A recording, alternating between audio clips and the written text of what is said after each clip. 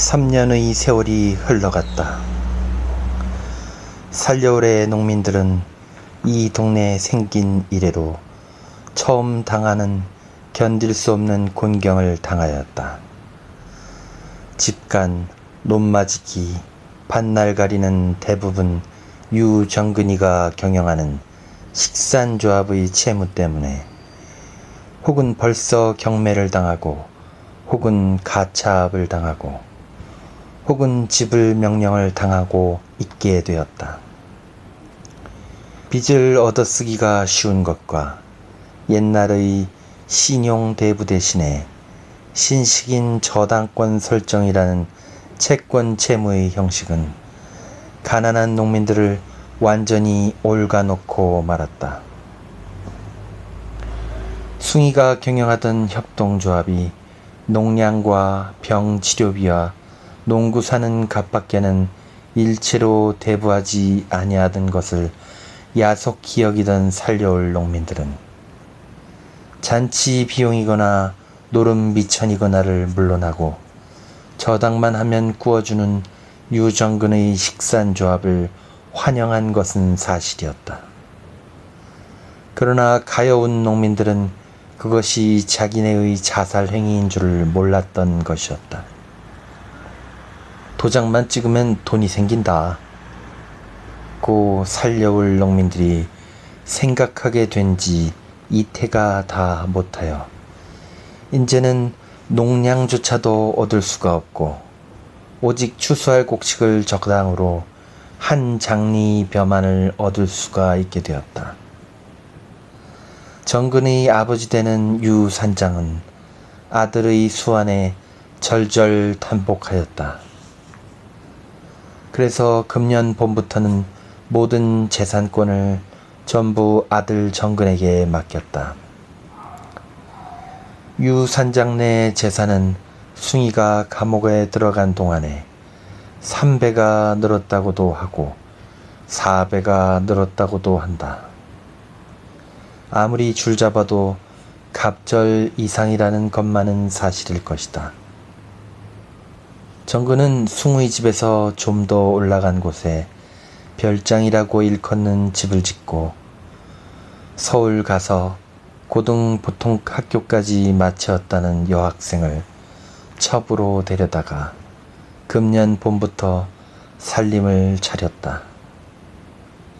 도회 의원에 선출될 양으로 출마하였으나 돈만 몇천 원 없이 하고 낙선되고 만 것만이 이 집의 유일한 실패였다.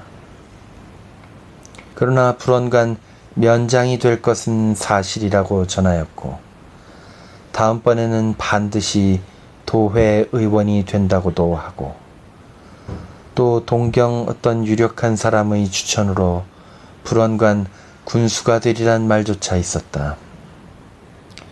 어찌 갔든지 유산장 집 운수는 끝없이 왕성하는 것 같이만 보였다. 그러나 이 동네에서 개벽 이래로 있어본 일 없는 차압이니 경매니 하는 것을 당하게 되어 몇 푼어치 아니 되는 세간에 이상한 종이 조각이 붙고 오늘까지 내 소유이던 것이 남의 손으로 끌려감을 당할 때 받은 살려올 농민들의 가슴의 쓰라림은 비길 데가 없이 심각하였다. 그러나 모든 것을 합법적으로 하여가는 정근에게 그따위 민간의 불평은 한 센티멘탈리즘에 불과하였다. 혹시 불평하는 말을 하는 소작인이나 채무자가 있다고 하면 정근은 서슴지 않고 그것은 게으른 자의 핑계다. 약자의 비명이다. 내가 그대들에게 돈을 구워준 것은 급한 때에 그대네를 도와준 것이다. 남의 도움을 받았거든 감사한 줄을 알아라. 이 모양으로 대답할 것이다. 정근은 법률을 배우지 아니하였느냐. 그는 무슨 일이든지 법률에 걸리지 않기를 힘쓴다. 정근은 이 세상에 법률밖에 무서운 무엇이 있는 줄을 알지 못한다. 그는 사람보다 몇 갑절이나 법률을 무서워한다. 무서워하는지라 그는 요리조리 법률을 피할 길을 찾는 것이다. 그의 정신의 전체는 법의 그물을 피하여 돈을 모으는 것에만 쓰였다. 그러나 정근에게도 한 걱정이 생겼다. 그것은 작은 가비의 만기 추록이다. 정근이가 작은 가비가 돌아오는 것을 두려워하는 이유는 간단한 것이 아니다. 작은 가비가 돌아오면 자기의 횡포에 한 꺼림이 생길 것은 말할 것도 없다. 그가 비록 보통 학교밖에는 더 배운 것이 없고 또 사람도 그렇게 잘난 편이 아니지만은 작은 갑에게는 옳은 것을 위해서는 겁을 내지 아니하는 무서운 성질이 있었다. 그것은 힘으로 누르기도 어렵고 돈으로 사기도 어려운 성질이었다. 이를테면 작은 갑은 좀 둔하면서도 직한 벽창호였다. 정근은 작은 갑과 어렸을 때의 동무로서 이 성질을 잘 알았다. 숭이가 작은 갑에게서 본 것도 이 성질이었다. 정근은 작은 갑의 이 성질이 싫고 무시무시하였다. 게다가 그는 감옥에서 3년이나 닦여나지 아니하였나. 그는 검사정에서나 공판정에서 나는 모르오, 허숭이가 하라는 대로만 하였소 한다든지 조선이 잘 되고 어쩌고 나는 그런 것은 모르오, 돈이 생긴다니까 하였소 하기만 하였던들 그는 백방이 되었을 것이다. 그러나 우직한 작은 갑은 어디까지든지 허숭과 동지인 것을 주장하였다. 검사와 예심 판사의 유도함도 듣지 아니하였고 공판정에서도 그대로 뻗되었다. 이것은 온 동네의 웃음거리가 되었다. 미친놈이라는 별명까지 얻었다. 그러나 정근은 이러한 작은 갑을 다만 미친놈이라고만 웃어버릴 수는 없었다. 그러나 정근이가 작은 가비를 싫어하는 데는 또 한 가지 이유가 있었다. 그것은 작은 갑의 아내에 관한 것이었다. 작은 갑의 아내는 작은 가비가 옥에 들어갈 때 겨우 16살이었다. 12살에 민 며느리로 와서 15살에 머리를 얹고 내외 생활을 한 지 1년 만에 옥에 들어간 것이었다. 작은 가비가 옥에 들어갈 때에는 면회하러 온 아버지에게 제 아내를 날마다 숭의 집에 보내어 그 집 일을 도와주게 하라고 부탁하여서 한 이태 동안은 그리하였다. 그러다가 정근이가 여학생 첩을 해서 따로 집을 잡은 뒤에는 여러 가지로 꼬여서 작은 갑의 철을 한 달에 2원씩 월급을 주기로 하고 아침부터 저녁까지 여학생 첩의 시중을 들렸다. 밥도 짓고 물도 깃고 세수물도 놓고 빨래도 하고 그리고 자리도 깔고 걷고 어멈비슷 몸종 비슷한 일을 하였다. 월말이면 월급 외에 인조견 치마채, 저거리감도 주었다. 정근이가 갑의 철을 이렇게 불러다가 쓰는 것은 결코 그의 서비스만을 위함이 아님은 물론이었다. 18, 19살의 통통한 그 육체에 마음을 두었으면 물론이었다. 동네에는 한 달이 못하여 소문이 났다. 학생첩과 정근과의 사이에 싸움이 나면 그것은 작은 갑의 처 때문이라고들 다 추측하였다. 아마 그럴 것이다. 아가, 너 학생 첩내 집에 가지 마라. 가더라도 해지기 전에 돌아와. 이 모양으로 시 아버지의 말을 듣는 일도 작은 갑의 처에게는 있었다. 한 달에 20냥이 얼마야요? 하고 며느리는 뾰로통하였다. 아들과는 딴판으로 사람이 좋기만 한 돌모릇집 영감님은 그 이상 더 말할 수가 없었다. 이 촌에서 인조견 옷을 걸치고 낮에 분기운을 보이고 다니는 며느리의 꼴은 시아버지 눈에 아니 거스릴 수 없는 풍경이지만은 명절이 되어도 며느리 옷 한 가지도 못해주는 시아비로는 그 이상 더 책망할 수도 없었다. 오직 월말이면 지전 2장을 꽁꽁 뭉쳐다가 시아버지 앞에 내어놓는 것만 눈물겹게 생각하지 아니할 수 없었다. 이러한 때에 돌아온다는 작은 갑이다. 돌모릇집 영감님은 며느리가 지어놓은 작은 갑의 옷 한 벌을 가지고 며느리가 번 돈으로 차비를 해가지고 모모 형무소까지 아들 마중을 갔던 것이었다.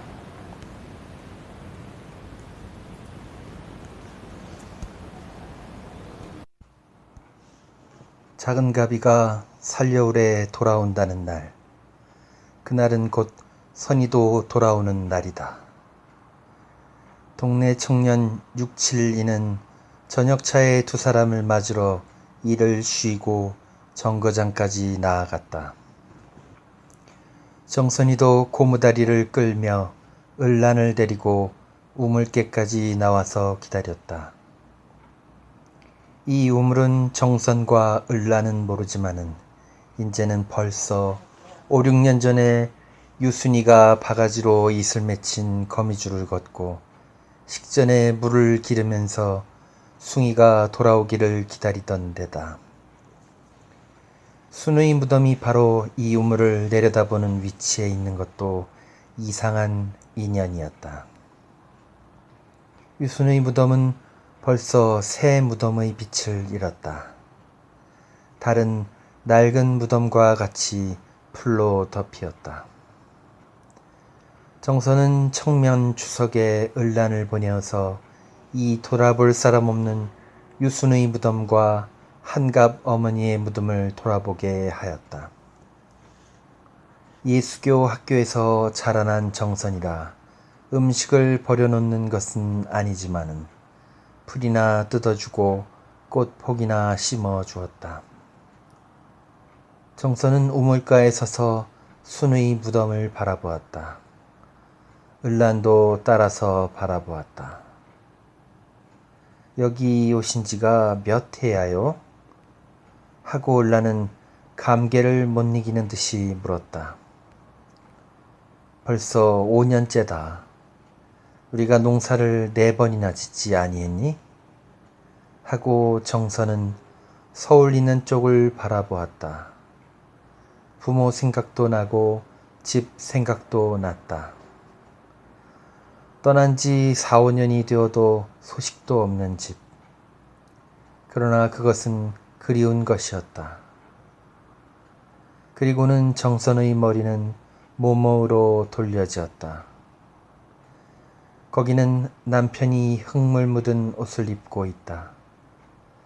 4, 5차 면회도 하였고 이따금 편지도 오지만은 앞으로 아직도 이 태를 남긴 남편의 돌아올 기회가 망연하였다.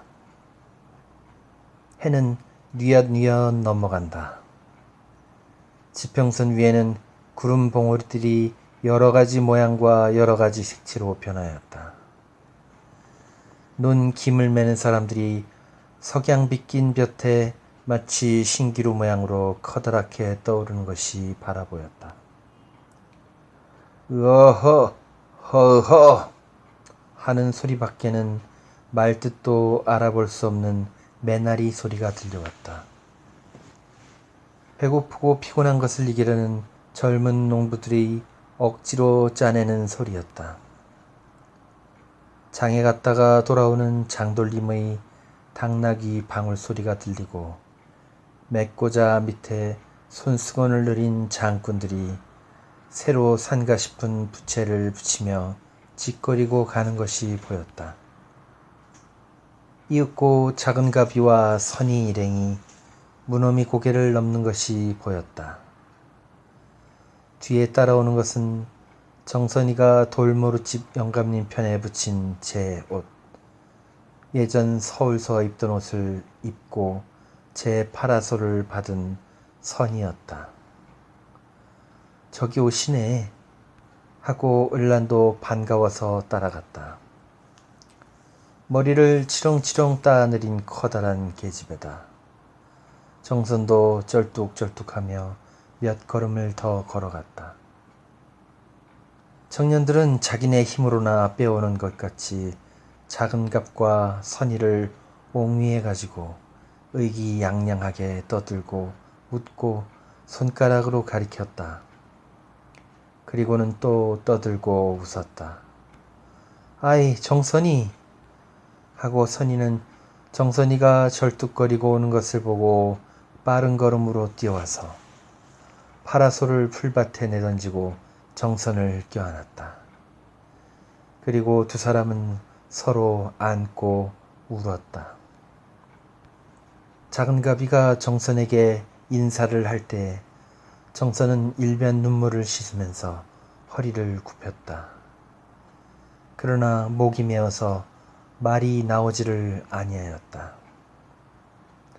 작은 가비와 젊은 사람들은 새 여자에게 자유로울 기회를 주려는 듯이 지나가 버리고 말았다. 정선과 선의는 언제까지나 서로 안고 울었다. 곁에 을란이도 앞치마자락으로 낯을 가리우고 머리꼬리를 물결을 지으면서 울었다. 선의는 한참이나 정선을 안고 울다가 정선에게서 물러나 정선의 화장 아니한 볕에 그을른 얼굴과 목지짐이 치마에 굵은 모시적삼을 걸친 꼴을 물끄러미 바라보다가 미친 듯한 열정으로 정선의 목을 안고 수없이 그 입을 맞추었다. 정선이가 더 예뻐졌구나 하고 선의는 다시 정선에게서 물러서며 히스테리컬하게 웃었다. 허 선생 면회하고 왔다. 안녕하시더라. 난 꼭 3년 만에 뵈었는데 몸이 좀 부대하신 것 같으셔. 정선이 보거든 잘 있으니 염려 말라고 그러라고. 나는 집에 있을 때나 지금이나 꼭 한 모양이라고 말하라고. 학교에 있을 때보다 공부가 많이 된다고. 서양 유학하는 셈치고 있다고 그러라고. 이태나 더 있어야 졸업이라고.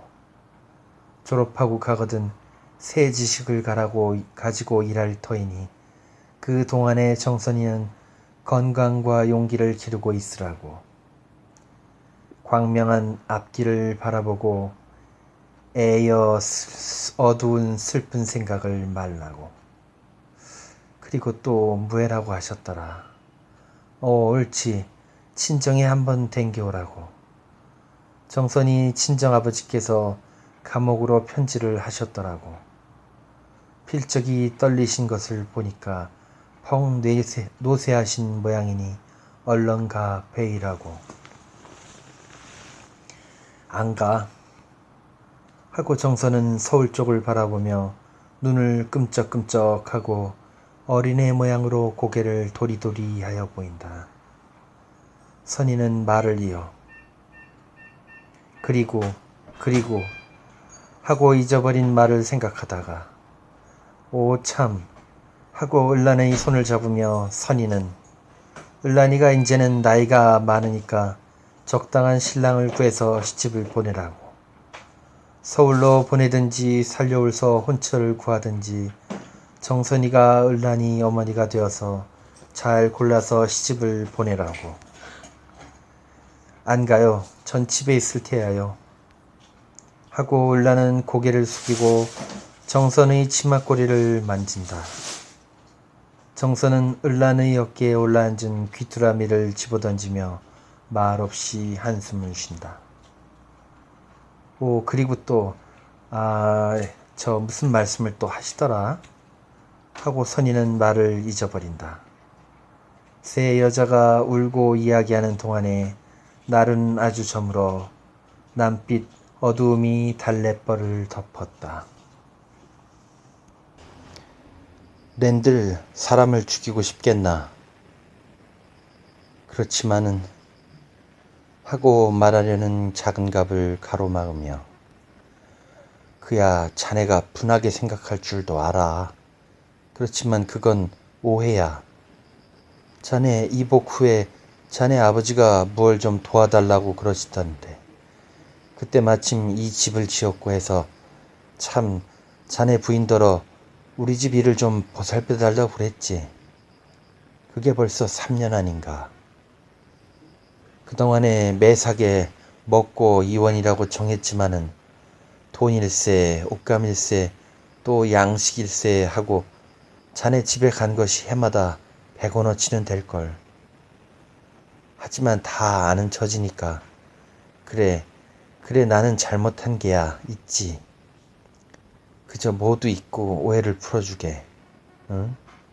그럼 자네가 분할 테지. 그럼 오해가 될 것도 없지. 응, 그저 다 오해야. 하고 작은 갑은 정근의 말 뜻을 짐작하느라고 정근의 눈과 입과 손, 눈도 깜짝 아니하고 하고 바라보다가 나도 내 아내 말을 하려는 것이 아닐세. 젊은 며느리를 자네와 같은 생마의 집에 보내는 우리 아버지가 그러지. 또 내 아내가 절개가 고주면야 누가 무얘기로도 까닭 있겠나. 그러니까 나는 내 아내 문제를 문제로 삼지 않네. 누가 옳은지 누가 그른지 오지자홍을 알 수 있나. 다만 내가 그 여자의 서방이니까 자네를 죽인 칼로는 그 계집마저 죽일 수밖에 없지. 분통이 터져서 못 견디겠으니까. 그렇지만은 내가 자네를 죽이려는 것은 이 동네를 위해서야. 자네가 3년만 더 살아있다가는 이 동네가 쑥밭이 되고 말 것이오. 3년이 되기 전에 자네와 자네 집 식구는 이 동네 사람들의 성난 손에 타 죽거나 맞아 죽거나 찔러 죽거나 할 테이니 그리 되면 살려올 동네는 온통 쑥밭이 되어버리고 마는 것이 아닌가. 그러니까 말이야, 나하고 자네하고 죽어버리면 이 동네는 산단 말일세. 자네도 죽기는 싫겠지. 나도 죽기는 싫어. 그렇지만 꼭 자네를 죽이고야 말 테니 그리 알게. 하고 한 손에 들었던 수건 뭉치를 탁 털어서 날이 네치나 되는 일본식 식칼을 내어든다. 이 사람 제발 살려주게. 이 사람 작은 갑이 제발 살려주게. 뭐해든지 자네가 하려는 대로 다 할 테니 살려만 주게. 여보 이리 좀 와요. 하고 정근이가 미닫이를 열어 제치려는 것을 작은 가비가 정근의 팔을 꽉 붙들어서 제자리에 앉힌다. 정근은 제 몸의 어느 구석에 칼날이 들어가는 줄만 알고 아고고 하고 눈을 희번덕거린다. 그러다가 작은 갑의 손에 들린 칼에 피가 흐르지 아니하는 것을 보고야 숨을 헐떡거린다. 여학생 첩이 덜덜 떨고 엿듣고 있다가 쏜살같이 대문 밖으로 뛰어나간다. 주제소로 가려는 것이다. 오, 주제소에 보냈구나. 그렇지만 순사가 오기 전에 너는 벌써 죽었을걸. 하고 작은 갑은 칼을 들고 정근에게 대들었다. 정근은 여보 가지마오 이리오 하고 학생첩을 불렀다. 그리고는 더 말도 못하고 작은 갑의 앞에 합장하고 빌었다. 여학생 첩은 남편이 부르는 소리를 듣고는 돌아 들어왔다. 작은 갑의 앞에 엎드려서 빌었다.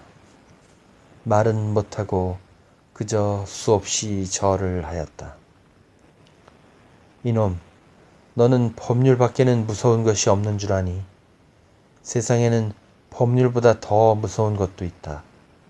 하고 작은 갑은 을렀다. 응, 알았네. 알았어. 내 자네 하라는 대로 함세.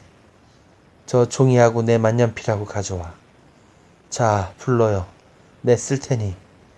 무예라고든지 자네가 쓰라는 대로 쓸 테니. 자, 그 칼은 좀 놓아요. 내가 이거 손이 떨려서 어디. 하고 정근은 종이를 앞에 놓고 붓을 든다. 작은 갑은 잠깐 주저하더니 그래, 써라. 허순과 협동조합을 모함한 것은 전혀 무근한 것을 내가 지어낸 것이지. 내 말을 받았어. 정근이가 떨리는 손으로 받아쓴다. 이제 내가 물은 말에 내 대답을 써라. 털끝만치도 속이면 안 돼. 하고 작은 갑은 칼을 흔든다. 그렇소. 하고 정근이가 답을 쓴다. 왜 무근한 소리를 했어? 협동조합이 생기기 때문에 영업에 방해가 되고 또 허승씨가 동민의 존경을 받는 것이 미워서 그랬소. 하고 정근은 똑바로 쓴다. 허승을 감옥에 보낸 뒤에 고리대금과 부정수단으로 모은 돈이 얼마나 되나? 하고 작은 갑이가 묻는다. 한 5, 6만 원 돼요. 그만만 돼요?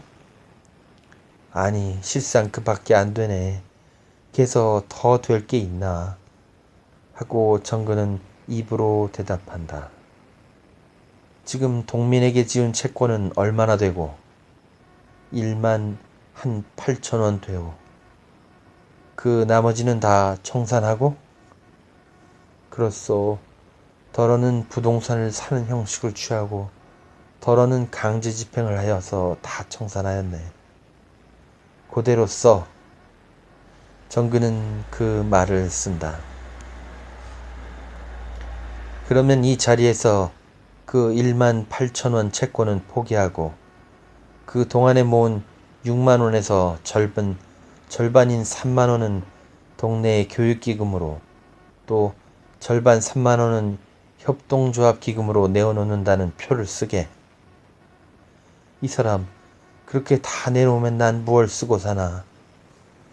자네는 본래 재산도 있고 또 협동조합을 하거든 거기서 일 보고 월급 받지. 정근은 작은 갑이가 시키는 대로 3만 원은 동네의 교육자금으로 3만 원은 식산자금으로 살려올 동네에 기부한다는 표를 쓰고 연월일 서명을 하고 도장을 찍고 증인으로는 학생첩이 도장을 찍고 또 작은 갑이가 도장을 찍었다. 작은 갑이는 이러한 일이 어떻게 하면 법률상 효과가 생기는지를 잘 몰랐다. 다만 도장 한 번 찍은 것이 오늘날 법률에는 면하지 못할 책임을 지는 것을 여러 번 보아왔다. 정근은 자기가 비록 이렇게 증서를 쓰고 도장을 찍는다 하더라도 나중에 협박으로 된 것이라는 한마디면 이 일이 뒤집혀질 것을 잘 안다. 작은 갑은 정근이가 쓴 표를 받아서 집어넣고 칼을 수건에 싸서 조끼 주머니에 집어넣고 나서 정근의 손을 잡으면서 친구다운 태도로 여보게, 자네가 정말 이 표대로만 하면야 이 동네에서 자네네 부자 생사당 짓고 동상에 세우지 않겠나. 그리 되면 자네네 집도 잘 살고 동네도 잘 살지 않겠나. 꼭 이 약속대로 하여 주게. 하고 손을 잡아 흔들었다. 정근은 작은갑의 태도에 놀랐다. 첫째로 작은갑이가 칼을 들고 저를 죽이러 온 것은 아내에게 대한 분풀이거나 그렇지 아니하면 아내와 정근과의 간통을 이유로 돈이나 달라 할 것으로 생각하였다. 이에 대해서 정근은 논이나 연암은 맞이기 주기로 결심까지 하였었다. 그러나 작은갑은 이해에 대하여는 한마디도 비치지 아니하였다. 그의 요구는 자초지종으로 순전히 동네를 위한 것이었다. 살려올 동네를 위한 것이었다. 정근에게는 이런 일은 상상할 수 없는 의외의 일이었다. 자기 같으면 이런 좋은 기회를 이용해서 돈 몇천 원 떼어낼 것이라고 생각하였다. 3만 원으로 조합자금을 삼고 3만 원으로 교육기간을 세우라는 것은 그리 어려운 조건은 아닌 것 같았다. 정말 그렇게 해보고 싶은 생각도 났다. 그럼 자네는 무고죄로 나를 고발하지는 않겠나? 하고 정근은 작은갑에게 다졌다. 자네가 지금 약속한 일만 한다면야 고발이라니 말이 되나? 내가 자네 집 심부름을 해줘도 싫지 않지. 또 내가 자네 부인과 아무 일도 있는 것은 아니지만은 혹시 오해로라도 말이야. 그런 일을 문제로 만들지 않겠나? 자네가 지금 약속한 일만 한다면야 절대로 그런 일은 없지. 고마우이. 그럼 내 약속대로 함세. 나도 사람 아닌가? 나도 오늘 자네 정성에 감격했네. 저를 잊고 동네를 생각하는 그 의사적 풍도에 감격했네. 하고 정근은 겨우 떨던 몸이 진정되고 또 파랗던 입술에 핏기가 돌며 손을 내어밀어 작은갑의 손을 청하였다. 작은갑은 쾌하게 손을 내밀어 정근의 손을 잡아 흔들었다. 자네가 만일 약속대로 아니하는 날이면 이 칼은 언제나 자네를 위해서 내가 가지고 있네. 오늘 동네를 모아서 동네에 이 일을 발표하세. 좋은 일이란 마음 난 때에 해버려야 하는 것이야. 그럼 내 가서 일들 다 나가기 전에 동네 사람들을 유치원 집에 잠깐 모아놓겠네. 자네가 뭐 일한다고 자네 심부름으로. 하고 작은갑은 일어나서 정근의 집에서 나왔다. 정근은 거절할 용기가 없었다. 작은갑은 동네 집집에 다니며 정근의 뜻을 대강 말하고 모두 유치원으로 모이라고 하였다. 동네 사람들은 반신반의로 어리둥절하였다. 천하에 돈밖에 모르는 정근이가 무슨 흉계를 피우는 것인가 하면서도 유치원으로 모였다. 1시간이 다 못하여 작은갑은 다시 정근의 집으로 왔다. 정근은 바로 밥술을 놓고 있었다. 다들 모였네. 모두 칭송이 자자하이. 좀 앉게. 하고 정근은 어쩔 줄 모르는 듯이 작은갑을 바라보았다. 정근은 두루마기를 떼어 입고 모자를 쓰고 작은갑을 따라 나섰다. 유치원 마당에는 사람들이 모여서 웅성거리고 있었다. 모두들 영양불량으로 얼굴에는 핏기가 없고 다리들도 가늘었다. 사흘을 더 살 수가 없을 것 같이 참혹하였다. 모인 사람 중에는 아침을 굶은 사람도 있었다. 만일 오늘도 정근이가 좁쌀 창고를 열지 아니하면 자기네끼리 모여서 창고를 깨뜨리고 꺼내 먹자는 의논까지도 있었다. 눈앞에 먹을 것을 두고도 굶어 죽을 수는 없다고 생각하게 되었다. 다들 들어가십시다 하고 작은 갑은 사람들을 방으로 들이몰았다. 사람들은 정근을 힐끗힐끗 바라보며 방으로 들어갔다. 4년 만에 처음으로 모이는 모임이다. 숭이가 이 동네에 있을 때에는 가끔 동네 일을 의논하느라고 모였으나 숭이가 잡혀간 뒤로는 한 번도 모여본 일이 없었다. 유치원은 벽이 떨어지고 비가 새고 먼지가 켜켜이 앉았건만은 아무도 돌아보는 이가 없었다. 마당에는 풀이 무성하였다. 선희는 어제 감옥에서 돌아오는 길로 이 모양을 보고 울었다. 작은 갑은 사람들이 다 자리에 정돈하기를 기다려서 사회자석에서 일어섰다. 그 곁에는 주재소에서 감시하러 온 경관이 둘이나 정모를 쓴 채로 앉아 있었다. 오늘은 참으로 기쁜 날입니다 하고 작은 갑은 입을 열었다. 동네 아이들도 무슨 구경이나 났는가 하고 기웃기웃 들여다보았다. 머리들이 자라고 때가 끼고 모두 귀신같이 되어버린 아이들이다. 숭이와 선이가 있을 때에는 아이들은 이렇지 아니하였다. 유정근 선생이 하고 작은 갑은 뒤에 앉힌 정근을 바라보며 우리 살려올 동네를 위하여서 돈 6만 원을 내어놓으시기로 하셨습니다. 3만 원은 교육자금으로 3만 원은 협동조합 자금으로 6만 원을 내어놓으시기로 하였습니다. 오늘 아침에 이 사람을 부르셔서 이렇게 자필로 증서를 쓰셨습니다.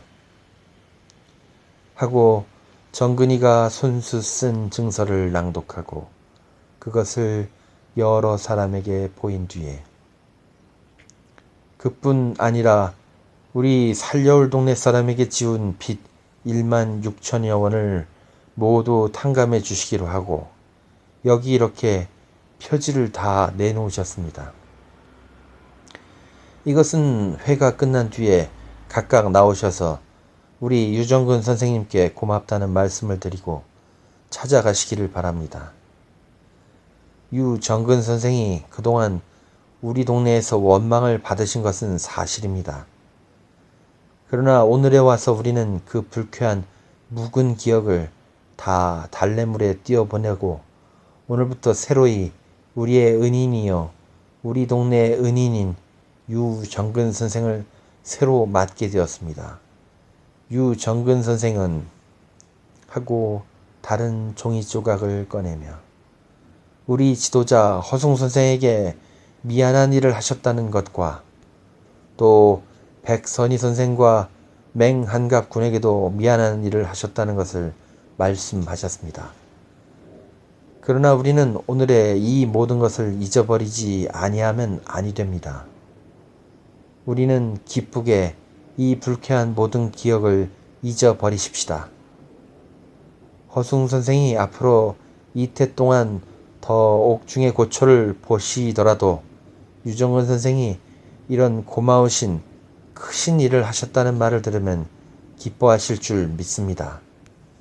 여러분, 우리는 일제히 일어나서 유정근 선생에게 고맙다는 뜻을 표하십시다.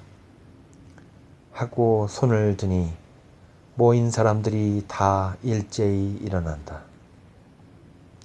원, 이런 고마운 일이 어디 있나 하고 눈물을 흘리는 노인도 있었다. 다들 앉으십시오. 하고 작은 갑은 정근을 향하여 고개를 숙이며 인사말을 하라는 뜻을 표한다. 정근은 일어나 하고 나는 그동안 지은 죄가 많습니다. 첫째로 옳은 사람들을 모함했고 그 밖에도 지은 죄가 많습니다. 나는 작은 갑 군 때문에 눈을 떴습니다. 작은 갑 군에게는 용서받을 수 없는 죄를 지었건만은 작은갑군은 나를 용서하였습니다. 작은갑군은 내게는 재생지은을 주신 이입니다. 동네 여러 어른들께도 지은 죄가 태산 같습니다. 그러나 그것은 다 내가 철이 안 나서 그러한 것입니다. 이제로부터는 나는 있는 힘을 다해서 우리 살려올 동네를 위해서 힘쓰고자 합니다. 우리 살려올 동네가 조선에서 제일 넉넉하고 살기 좋고 문명한 동네가 되도록 있는 힘을 다하려고 합니다. 하고 정근은 북받쳐 오르는 눈물을 삼키느라고 잠깐 말을 끊었다. 정근은 눈물을 삼키고 나서 저는 이제 여러분 앞에 자백합니다. 첫째로 유수는 애매하였습니다. 허숭군이 미워서 허숭군을 잡느라고 내가 한갑에게 없는 소리를 하였습니다. 유순을 죽인 것은 이 놈입니다. 하고 제 가슴을 가리키며 그리고 허숭군이나 한갑이나 백선이 씨나 여기 계신 작은갑씨나 다 애매합니다. 나는 처음 일본서 돌아와서 허숭이가 동네에서 채를 잡은 것을 보고 불쾌하였습니다. 그리고 우리 집이 허숭이 때문에 못 살게 된다고 생각하고 허숭씨를 미워했습니다. 옳은 사람을 모함한 나는 소인입니다. 죄인입니다.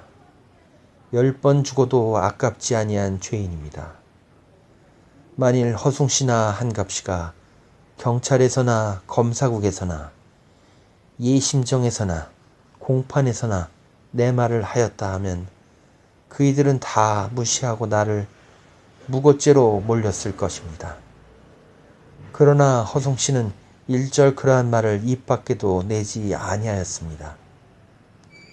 이 몹쓸놈은 그것을 다행으로 알았습니다. 그러나 내게도 양심은 있어서 자나 깨나 괴로웠습니다. 순이가 밤마다 꿈에 나를 원망했습니다. 순이는 내 열천 누이가 아닙니까? 나는 이제 모든 죄를 자백합니다. 나는 작은갑씨에게도 큰 죄를 지었습니다. 그 죄가 무슨 죄인 것은 말하지 아니하겠습니다만 죽어도 마땅한 큰 죄를 지었습니다. 그런데 작은갑씨는 나를 용서하셨습니다. 나는 내 모든 죄를 자백하였습니다. 나는 이제 잡혀가서 징역을 줘도 좋습니다. 그것이 도리어 마음에 편하겠습니다. 나는 하루도 마음 편할 날이 없었습니다. 마음 편할 날이 없었기 때문에 더욱 죄만 지었습니다. 그러나 나는 오늘 모든 죄를 자백하였습니다. 여러 어른께서 나를 때리시든지 죽이시든지 마음대로 하시기 바랍니다. 나는 100번 죽어도 아깝지 아니합니다. 만일 목숨이 남으면 나는 살려올 동네를 위해서 허숭군이 하던 일을 따라가겠습니다. 그러나 나는 죄 많은 놈이라 무슨 낯을 들고 그런 일을 하겠습니까? 입석한 경관들은 서로 돌아보며 눈을 꿈쩍거렸다. 청중들도 모두 복잡한 감정에 잠겨 있었다. 정근은 눈물을 씻으며 지금 작은갑씨가 말한 것은 다 내 뜻입니다. 하고 더 말할 수가 없이 감정이 혼란하여 밖으로 나가버린다. 방에서는 유정근이 만세 하는 외치는 소리가 3번 들렸다. 극도로 흥분한 정근은 거의 본정신을 잃은 듯하였다. 그는 주제소에 자현한다고, 자현해서 허숭의 죄를 없이 한다고 주장하였다. 작은 갑은 굳이 만류하여 숭의 집으로 끌고 왔다. 정근은 정선과 선의를 보고 용서하세요, 용서하세요 하고 일본 무사 모양으로 마루에 엎드렸다.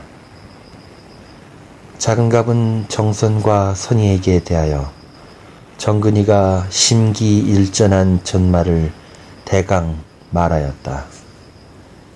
그리고 동네를 위하여 돈 6만 원을 내어놓고 1만 6천여 원의 채권을 포기하였단 말을 하였다. 정근은 눈물 섞어 숭과 순이와의 관계는 자기가 다 지어냈다는 것과 숭과 선의 관계에 대한 악선전도 다 자기가 지어낸 것이라는 것과 숭이가 자기의 죄를 다 알면서도 법정에서 한마디도 발설치 아니하였다는 말을 되풀이하고 자기는 경찰에 자현하여 순과 선의와 한가비와 순이와 작은가비의 애매한 것을 밝혀야 한다는 것을 말하였다. 정선과 선의는 정근의 손을 잡고 고맙습니다, 고맙습니다 하고 위로하였다. 정근은 미친 듯이 흥분하여 스스로 억제할 바를 몰랐다.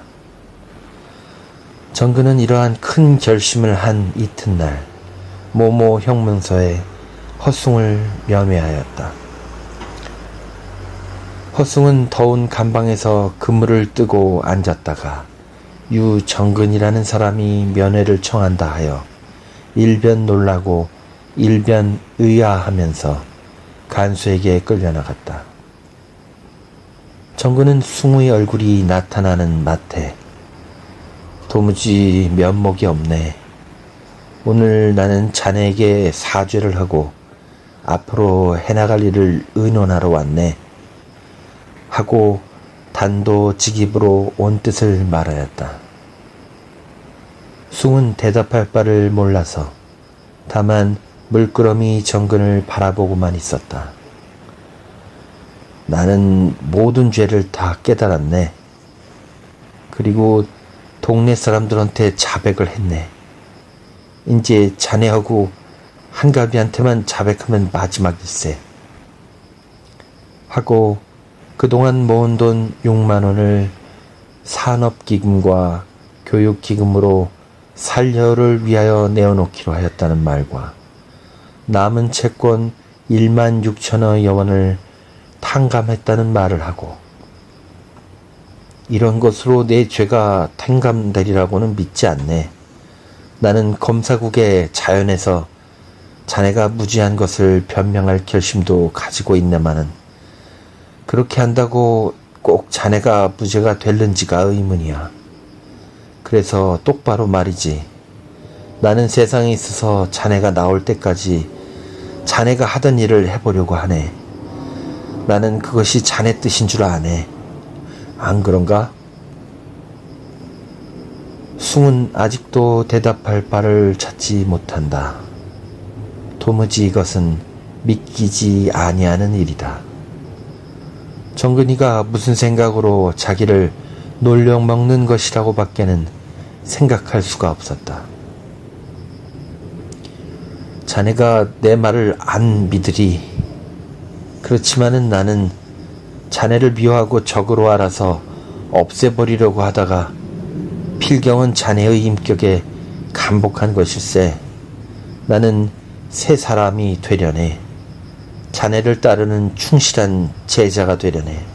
나를 믿어주게 하고 정근은 두 손을 합장하고 고개를 숙였다.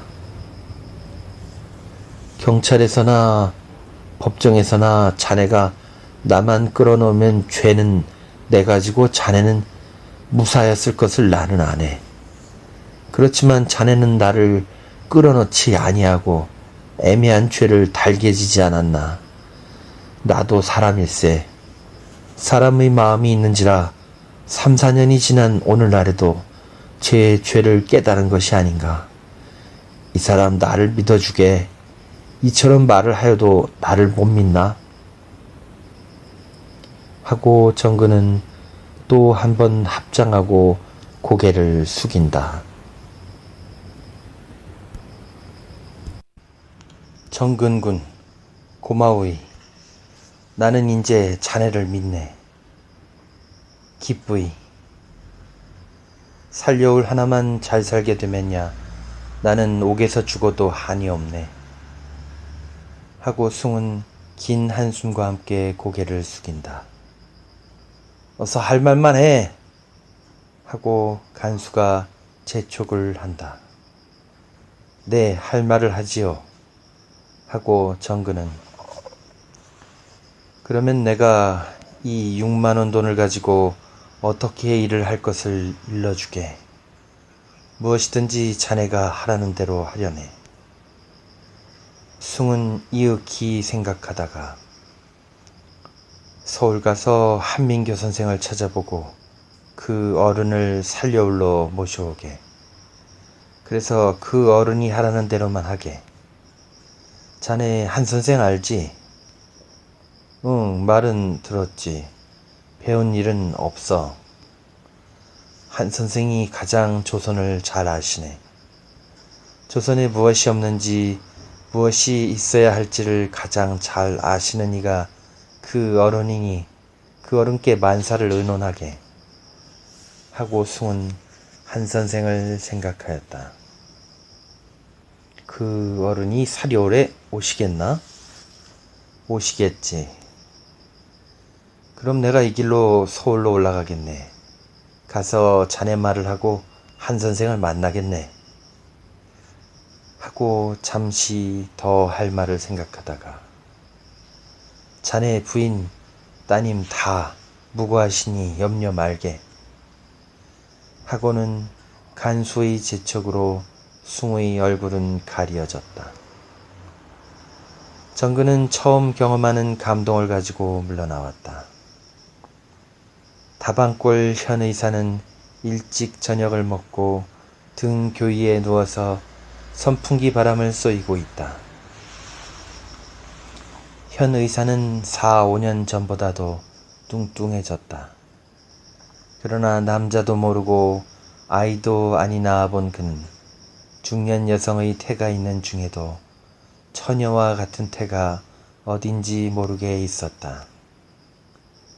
현 의사는 옛날 모양으로 탁자 위에 즐겨하는 울릉차 곱불을 놓은 채로 요새 와서 맛을 붙인 웨스트민스터를 피우고 있다. 기라, 누가 오셨나 보다. 하고 현 의사는 고개를 들었다. 소리에 응하여 뛰어나오는 사람은 16, 17세나 되어 보이는 흰 양복 입은 미소년이었다. 계집애는 낯살만 먹으면 서방 얻어 가는 것이 밉다고 하여 사내 아이를 두는 것이 요새 현 의사다. 길이란 이 사내 아이의 이름이다. 현이는 이 아이를 고르는 것을 마치 미술품을 고르는 모양으로 살빛을 보고 골격을 보고 손발을 보고 눈, 코, 입을 보고 음성을 보고 별의별 것을 다 보아서 고른 것이다. 네? 하고 기리가 현의사의 곁에 오는 것을 현의사는 담배내를 길의 낮에 푸 하고 뿜으며 귀 먹었니? 대문에서 누가 찾지 않아? 하고 길의 볼기짝을 때린다. 오, 또 이 박사가 왔군. 하고 길은 댄스하는 보조로 걸어나간다. 과연 이 박사였다. Good evening, doctor. 하고 이 박사는 단장을 팔에 걸어 파나마를 벗어 번쩍 높이 들고 글쎄 왜 술래 같은 여자를 버려? 하고 현의사는 누운 채로 어때 인제야 이건영이가 심순례의 신들은 매겠소? 흥, 앙아리 보살이 내렸지. 백주에 그런 여자를 마대? 그리고는 그게 뭐야? 이 계집애 저기 집애. 나중에는 남의 유부녀 궁둥이까지 따라당기니. 흥, 어때? 하고 피에드네를 해본다. 닥터, 이건 너무하지 않으시오? 하고 이 박사는 싱글싱글 웃는다. 이 박사도 그동안에 몸이 나고 얼굴에는 마치 술꾼이나 건달에게서 보는 번질번질한 빛이 돈다. 5, 6년 전의 얌전하던 빛, 점잖던 빛은 다 없어졌다. 이 박사는 신발 신은 채로 한 발을 마루에 올려 짚고 탁자 위에 놓인 웨스트민스터 갑을 집으며 글쎄 여자는 여자답게 가느탄 권련을 먹는 게지 웨스트민스턴이 다 뭐야 하고 한 개를 꺼내어 입에 문다. 흥, 무슨 상관이야? 오늘도 어디서 한 잔 자셨구려 하고 현이사는 담뱃불을 이 박사에게 준다. 인생에 실패한 나 같은 사람이 술이 아니면 무엇으로 사오? 당신이나 내나 다 일생의 패군지장이거든. 하고 만나는 듯이 담배를 깊이 들여빤다. 당신이나 패군지장이지 왜 내가 패군지장이요? 나는 당신네 같은 패군지장을 구경하고 사는 사람이라나? 기라! 하고 이 박사는 길의 손을 잡아 끌며 나는 내가 부럽구나 하고 싱글싱글 웃는다. 왜요? 하고 길은 무슨 장단을 맞추어 몸을 우쭐거린다. 너는 이런 주인아 씨 같으신 미인 곁에 밤낮 있으니까 부럽지 아니하냐. 하하하하. 하고 길의 어깨를 툭 치고는 현이사를 향하여 자, 나서우. 하고 재촉한다. 어디를? 음악회. 심순례 독주회? Sure. 이렇게 표 2장 사가지고 왔습니다. 하고 표를 내보인다. 그래, 순례 음악회를 갈 테야? 하고 현이사는 기가 막힌 듯이 웃으면서 몸을 반쯤 일으킨다. 왜요? 내가 사랑하는 사람이 유학을 하고 돌아와서 영광스러운 독주회를 한다는데 내가 안 가고 누가 가요? 하고 이 박사는 뽐낸다. 사랑하는 사람? 흥, 이 박사야 치마만 두른 사람이면 다 사랑하지. 빗자루에 치마를 둘러도 사랑할걸? 흥, 그 싸구려 사랑 대관절 이 박사가 미국서 돌아온 후로 모두 몇 여자나 사랑하셨어. 몇 여자나 버려주고 몇 여자에게서나 핀둥이를 맞았어. 이거 왜 이러시오? 하고 이 박사는 약간 부한한 빛을 보인다. 이거 왜 이러시오가 아니요. 인제는 사람 구실을 좀 해보란 말이요. 그러다가 인제 텍사스에까지 쫓겨나지 말고. 참 거기 타이피스트를 또 사랑한답디다 그려. 괜히 그러지 말고 다 늙어 죽기 전에 다만 며칠만이라도 사람 구실을 좀 해봐요. 세상에 왔다가 한 번도 사람 구실을 못하고 간대서야 섭섭하지 않소? 하고 현이사는 차 한 모금을 마시고 볼일 다 보았다는 듯이 드러눕는다. 이 박사는 고개를 숙이고 말이 없다. 이 박사의 마음에도 괴로움이 생긴 것이다. 인제는 교회도 떠나버렸다. 점잖은 친구들도 다 자기를 받자 하지 아니하게 되었다. 여자들은 다 자기를 피하게 되었다. 잡지들이 자기를 놀려먹던 기사조차 인제는 써주지 아니하게 되었다. 생각하면 적막한 일이었다. 그러나 이제 다시 교회를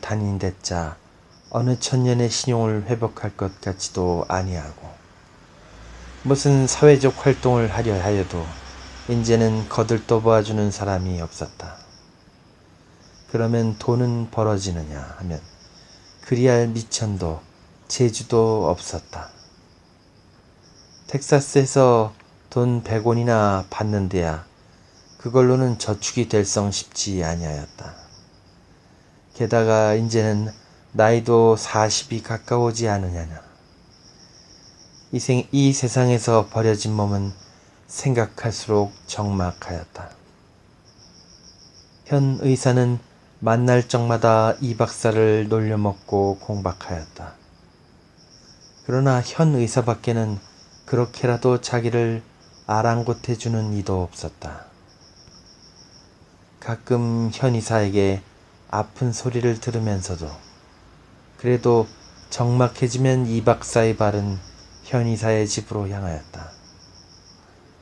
처음에는 현 의사를 제 것을 만들어 보려고 따라다녔으나 벌써 그 야심을 버린 지는 오래다.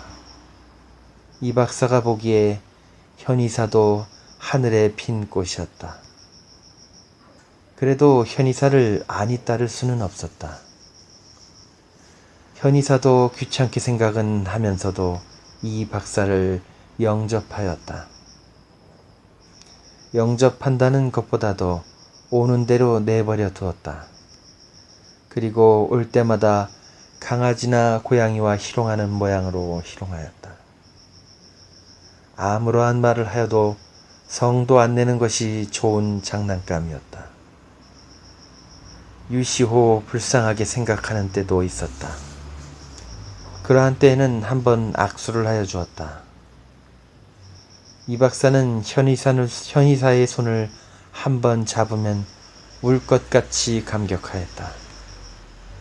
현 의사가 빙그레 웃으면서 손을 내어주면 이 박사는 여왕의 손을 잡으려는 신하 모양으로 허리를 굽히고 그 손을 잡았다.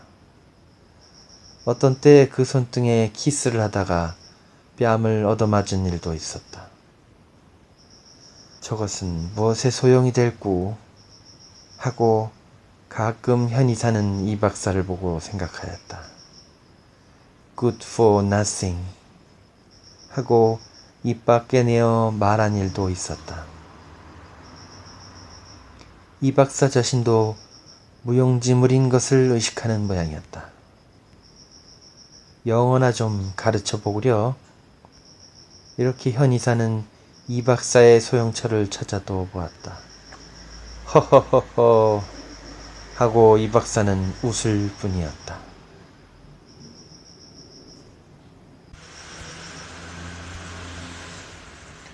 공예당은 상당히 만원이었다. 순례의, 모교의 서양 사람들도 보이고 그의 동창인 아름다운 여자들도 때를 지어서 순례가 나타나기를 기다렸다. 순례의 아버지와 어머니도 딸의 영광을 보려고 맨 앞줄에 와서 가슴을 두근거리고 앉아 있었다. 순례의 어머니는 아직 젊지만은 그 아버지는 벌써 백발이 성성하고 얼굴에 주름이 잡혔다. 4년이나 만리 타국에 떠나 있던 딸이 돌아온 지가 한 달이 넘었지만은 아직도 밤에 문득 잠을 깨어서는 딸이 멀리 미국에 있는 것만 같았다. 이 박사와 현 의사도 보였다. 시계의 바늘이 8시를 가리키고도 2, 3분 더 지난 때 주최자인 조선음악회를 대표하여 이전의 A 교수가 작은 몸에 연미복을 입고 단상에 나타났다. 일동은 박수하였다. A 교수는 이렇게 심순례를 소개하였다. 이 사람은 우리 조선의 새 천재 한 분을 소개하게 된 것을 영광으로 합니다. 하고 심순례의 양력과 그가 어떻게 아름다운 인격을 가지고 또 어떻게 큰 재주를 가지면서도 힘써 공부한가를 열 있는 말로 설명한 뒤에 A 교수는 한층 소리에 힘을 주어서 그러나 이상의 말씀한 모든 아름다운 것보다 가장 아름다운 것을 심순례 씨가 가졌습니다.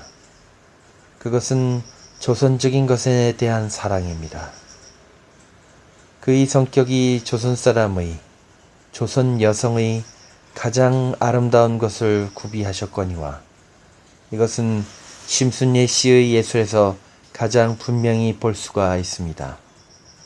오늘 저녁에 연주할 곡 중에 아, 그 나라라는 것과 사랑하는 이의 슬픔은 심순례 씨가 자신의 작곡이라 말할 것도 없지만은 서양 사람이 지은 곡조를 치더라도 그의 손에서는 조선의 소리가 우러나옵니다.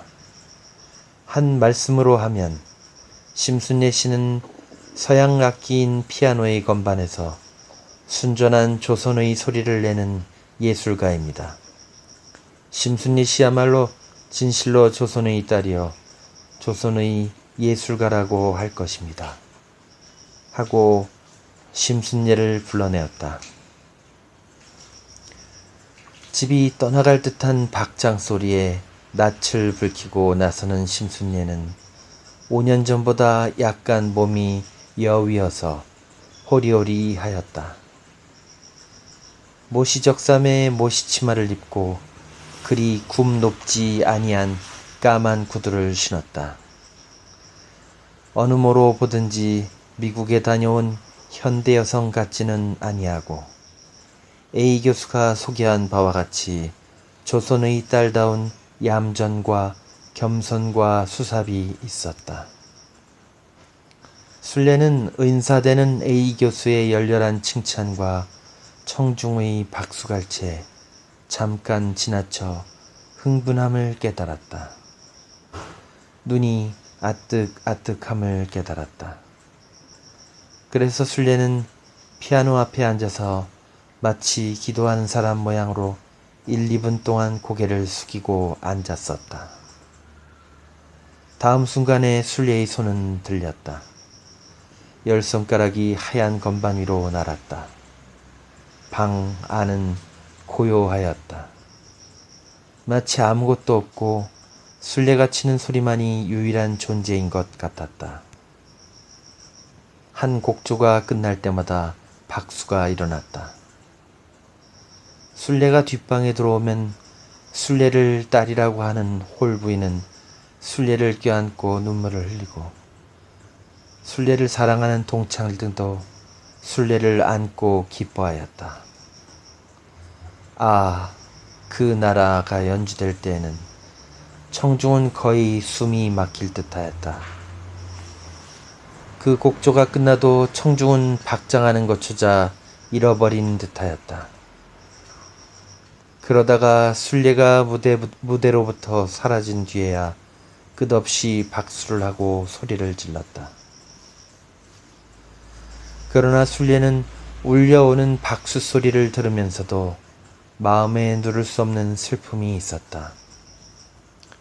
거의 기절할 것 같이 기운이 빠짐을 깨달았다. 동창들은 부채를 붙여주고 땀을 씻어주었다. 그러나 순례의 가슴에는 명상할 수 없는 고적과 슬픔이 있었다. 한 선생이 들어와서 순례의 손을 잡고 칭찬의 말을 할 때 순례는 더 참을 수가 없어 소리를 내어서 울었다. 마지막은 사랑하는 이의 슬픔이다. 이것은 순례가 이 박사에게 버림을 받았을 때 지은 것을 미국에서 몇 군데 수정한 것이다.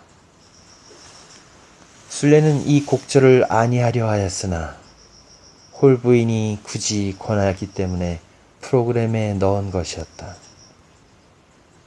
순례는 마지막으로 피아노 앞에 앉았다. 곡조는 끝났다. 아, 어떻게 애틋한 선율이냐. 청중은 일제히 한숨을 쉬었다.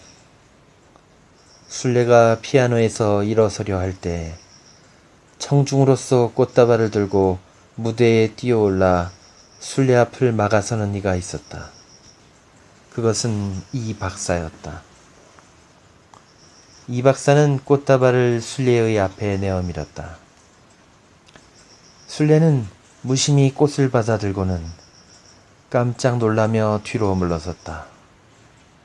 다음 순간에 순례는 꽃다발을 무대 위에 내어 던지고는 두 손으로 낯을 가리우고 비틀비틀 쓰러지려 하였다.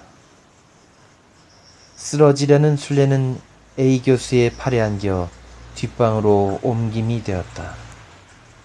청중이 일제히 일어섰다. 그 중에서 저놈 끌어내려라. 저 생마 이건영이 놈을 끌어내려라. 하는 소리가 들렸다. 이건영이가 무대에서 갈팡질팡할 때 무대 밑으로는 어떤 노인이 뛰어올라와 이건영의 멱살을 붙들고 따귀를 수없이 갈겼다. 그 노인은 순례의 아버지였다. 이놈, 오늘 내 손에 죽어라! 하고 노인은 소리를 질렀다. 몇 사람이 뛰어나와서 노인을 안고 이건영을 붙들어 내렸다. 임석 경관이 나서서 청중에게는 해산을 명하고 노인과 이건영을 붙들었다. 순례는 현 의사의 손에 치료를 받았다. 10분 후에는 회장은 고요하게 되고 뒷방에만 순례의 어머니와 홀 부인과 현 의사와 한 선생과 사랑하는 친구 몇 사람이 말없이 순례가 정신을 차리기를 기다렸다. 그놈이 어쩌면 또 나선단 말이냐. 그 마귀놈이, 그 죽일 놈이. 하고 순례의 어머니는 울었다. 20분이나 지나서 순례는 정신을 차렸다. 현 의사 안동하여 자동차를 타고 순례는 집으로 돌아왔다. 순례는 아무 일도 아니 생긴 것처럼 한잠을 잤다.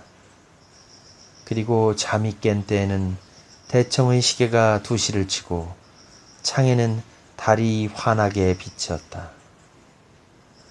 순례는 일어나 안방에 들리지 않게 가만히 창을 열었다. 하늘에는 여기저기 조각구름이 떠 있으나 여름달이 휘영청 밝았다. 순례는 먼지방에 몸을 기대어 멀거니 하늘을 바라보았다. 안방에서는 아버지의 코 고는 소리가 들렸다. 순례가 정신없이 잠든 동안에 아버지는 경찰서에서 나온 것이다. 그놈이 내 딸 속인 놈이요. 그놈이 여러 계집애를 버려준 놈이요. 그놈이 세상에 나와 돌아다니면 내 딸이 언제 또 그 변을 당할는지 모르고 또 남의 딸을 얼마나 더 버려줄는지 모르니 그놈을 꼭 잡아다가 가두고 내놓지를 말아주시오. 하고 순례의 아버지는 경관에게 순박한 말을 하였다.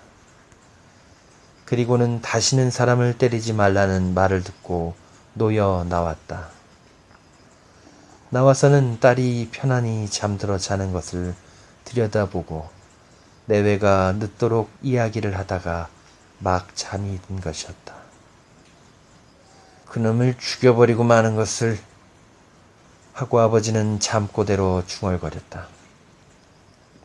순례에게 준 이건영의 타격은 순례에게보다도 순례의 아버지에게 더 아픈 영향을 주었다.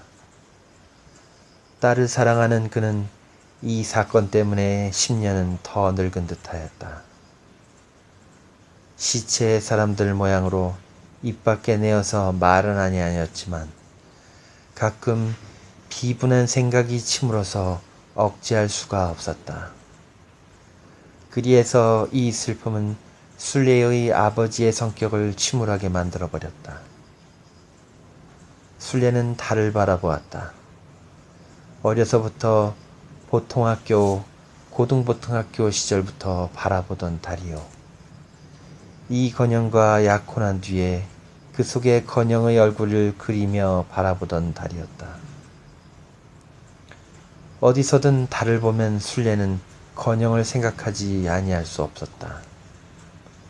그것은 순례가 이 박사와 단둘이 외출하기를 허락받은 첫날 밤에 남산공원에서 달을 가리키고 산을 가리켜 서로 사랑이 변치 말기를 맹약한 까닭이었다. 그때 이 박사는 순례의 귀에 입을 대고 영어로 저 달이 빛나는 동안, 저 하늘이 있는 동안 하고 3번 맹세를 주었다. 그때 순례는 그 말을 그대로 믿었다. 그것이 지금 와서 생각하면 심히 부끄러운 일이었다. 순례는 미국에 있는 동안이나 미국을 떠나서 조선에 올 때에도 이 건영에게 대한 생각을 떼어버리려고 애를 썼다. 그러나 달을 떼어버릴 수가 없는 것과 같이 그 생각을 떼어버리기가 어려웠다. 반드시 그리워서 그런 것이 아니었다. 이 건영의 인격에 대하여서는 침을 뱉고 싶게 불쾌한 생각을 가지지만은 그래도 이모저모로 잊히지를 아니하였다. 그의 미운 모양이 순례를 더 괴롭게 하였다. 내가 왜 이렇게 약해?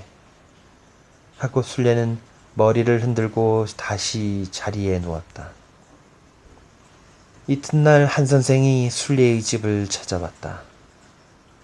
한 선생은 순례의 부모를 향하여 어젯밤에 생긴 일을 위로하고 순례를 향하여 너 여행 좀 안 해보련?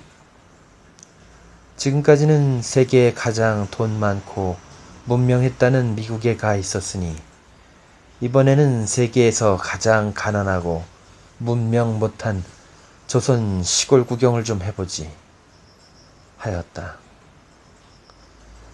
어젯밤에 일어난 일로 순례에 관한 소문은 반드시 높을 것이었다.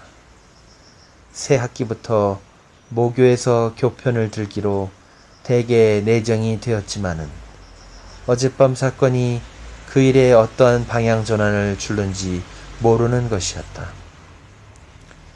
그래서 순례도 좀 서울을 떠나고 싶고 순례의 부모도 딸이 잠시 어디 소풍을 하는 것이 좋을 것 같이 생각되었다. 그래서 한 선생을 따라 살려울에 가보기로 곧 작정이 되었다. 서울을 떠난다고 생각하니 순례의 가슴이 좀 시원해지는 것 같았다. 살려울 가면 정선이도 있고 선이도 있지. 너 알지? 하고 한 선생은 순례를 기쁘게 하려고 애를 썼다. 그럼요. 하고 순례도 오래 못 만난 정선과 선이를 만날 것을 기뻐하였다. 그래라. 선생님 따라가서 구경이나 잘 해라. 선생님 말 일기지 말고 하고 순례 어머니는 어린애에 타이르듯 말하였다. 밤 10시 20분 경성역을 떠나는 북행에는 한민교를 전송하는 40~50명 남녀가 있었다. 그 전송객 중에는 하는 선생도 있고 홀 부인도 있고 정서분도 있고 현의사도 있었다. 한 선생은 안동포로 지은 스메리 양복에 인제는 전 조선에 몇 개 안 남은 총모자를 썼다. 한 선생은 평생의 소원이던 농촌 경영, 농촌 진흥운동의 기회를 잡은 것이 기뻤다. 그는 전속 나온 사람들에게 유정근을 일일이 소개하였다. 이가 유정근 씨요. 전 재산을 내어놓아서 농촌운동을 하시는 이인데 조선에 이런 독지가가 10분만 나기를 바라오. 하고 유쾌하게 웃었다. 하는 선생의 손을 잡고는 한 선생은 유정근을 소개한 뒤에 유정근 씨 말씀을 들으니까 정선이가 광당포 치마 적삼을 입고 아주 농부가 다 되었답니다. 하였다. 따르르 하고 차 떠날 때가 되었다는 신호가 나자 사람들은 한 선생과 마지막 악수를 교환하였다.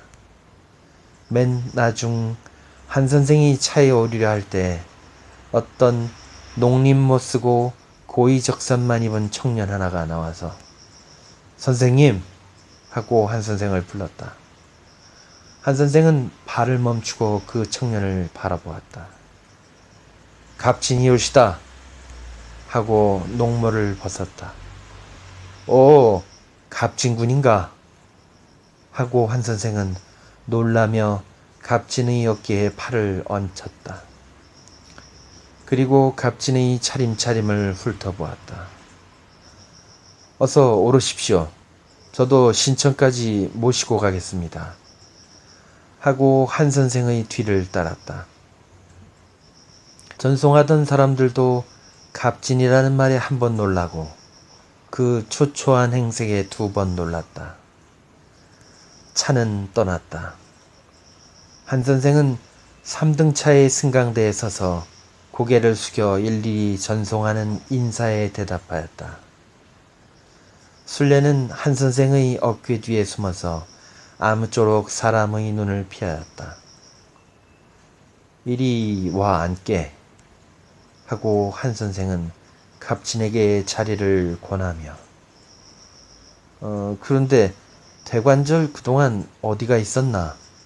2, 3년 동안 도무지 소식을 못 들었네 그려.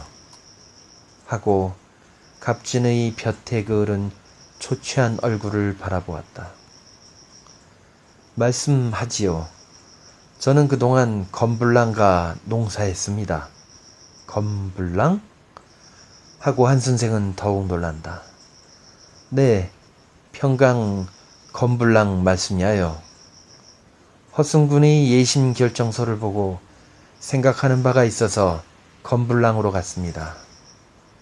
가서 만 2년간 농부들과 함께 살았습니다. 이번 소비자와 물건을 사러 서울을 왔던 길인데 선생님이 살려올러 가신다기에 잠깐이라도 만나 뵐 양으로 퍽 주저하다가 나왔습니다. 하고 갑진은 유쾌하게 웃었다. 어째 내 집에 안 왔나? 하고 한 선생은 갑진의 수목 고이 입은 무릎을 친다. 아직 찾아뵐 때가 못 되니깐요. 아직 사람이 다 안 됐으니깐요. 사람이 될 만하거든 찾아뵈려고 했지요. 하하하, 도무지 꿈 같습니다, 선생님. 하고 웃는다. 그 소리내어 웃는 모양만이 갑진의 옛 모습이었다. 차가 신촌에 서려 할 때 갑진은 한 선생과 악수하며 선생님, 제일 선생님 말씀을 안 듣던 저도 필경 선생님을 따르느라고 하게 되었습니다. 명년쯤 한번 검불랑도 와 주십시오. 하고 뛰어내렸다.